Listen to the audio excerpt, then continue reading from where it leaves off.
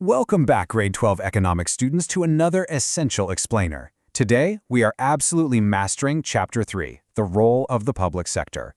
This is a massive, heavy-hitting topic that shows up constantly in your final NSE exams, so we're going to break the whole shebang down perfectly. Okay, let's dive into this. Here's our concept to application roadmap for today.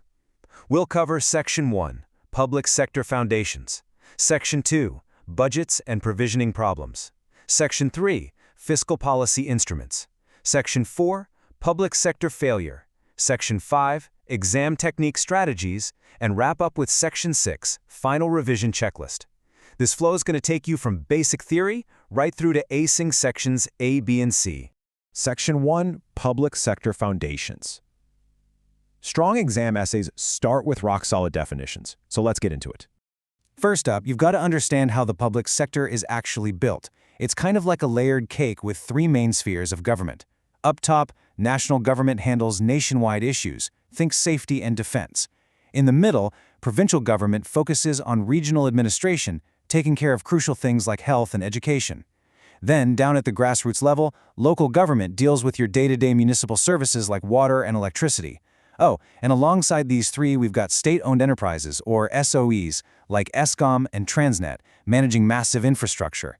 Do not forget this composition. Laying this out is a super frequent Section C body paragraph requirement. Now, what's really interesting about this is how the free market often fails to provide certain goods efficiently, which is exactly why the public sector has to step in. We have public goods, which split into community goods like police and defense. These are for everyone, totally non-excludable. Then there are collective goods like toll roads, where, fees can exclude the free riders. We also have merit goods, like healthcare and education. These are hugely beneficial, but the private market often undersupplies them because they aren't always big moneymakers.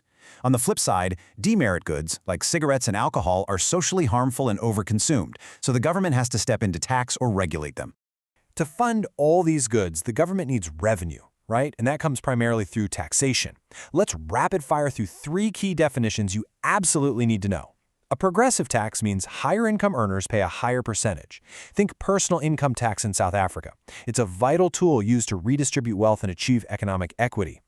Then, a regressive tax takes a larger chunk, percentage-wise, from low-income earners. VAT is a classic example of this. Lastly, a proportional tax means everyone pays the exact same flat rate no matter what they earn. Nailing these three is basically guaranteed quick marks in Section A. Section 2. Budgets and provisioning problems. Because, all those public and merit goods require massive funding. So let's talk about the national budget. It's essentially the government's financial blueprint of expected revenue and projected expenditure. If expenditure is greater than revenue from taxes, boom, you've got a budget deficit. To cover that shortfall, the government has to borrow money, which piles up state debt.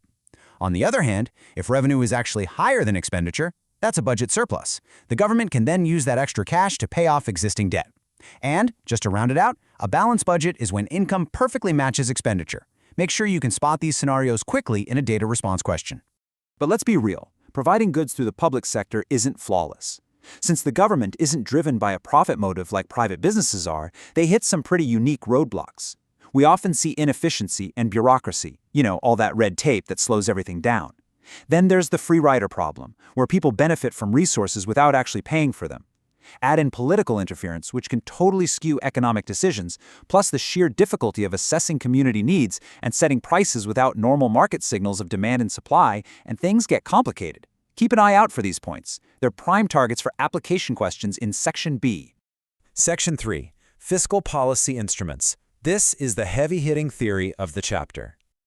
So the crucial point is that fiscal policy is how the government uses taxation and spending to hit three big targets: allocating resources, redistributing income, and stabilizing the economy.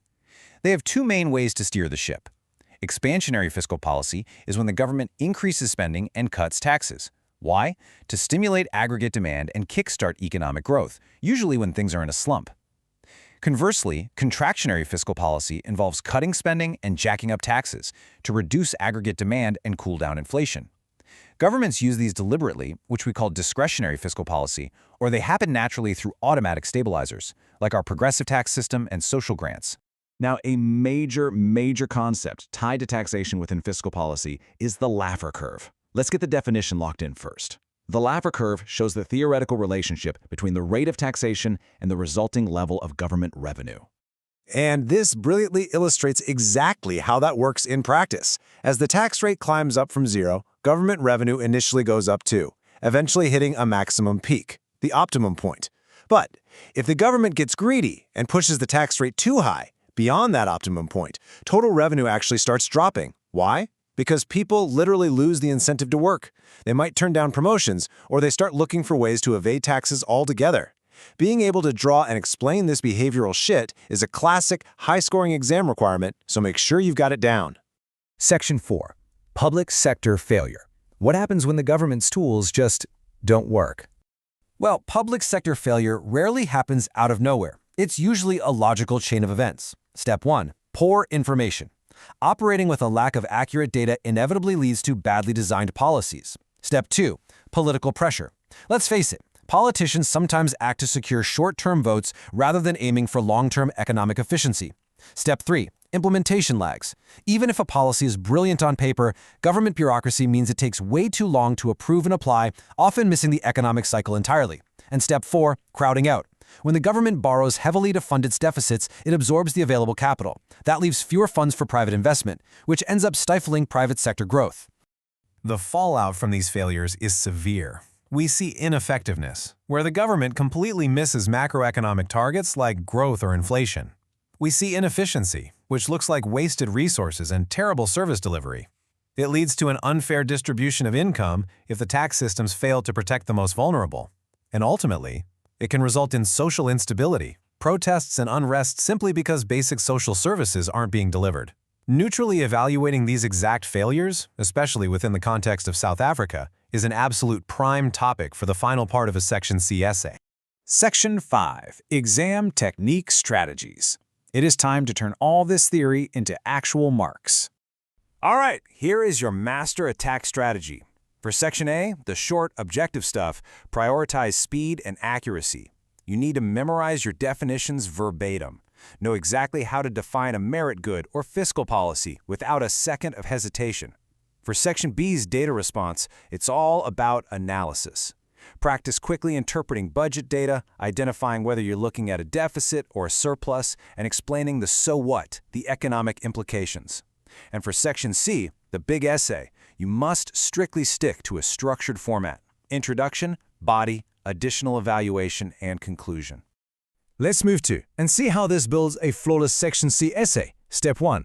Your intro should clearly define fiscal policy and the overall role of the public sector. Step 2. In the body, explain the composition, the objectives, and the fiscal tools, making sure to use clear examples. Step 3. The additional part.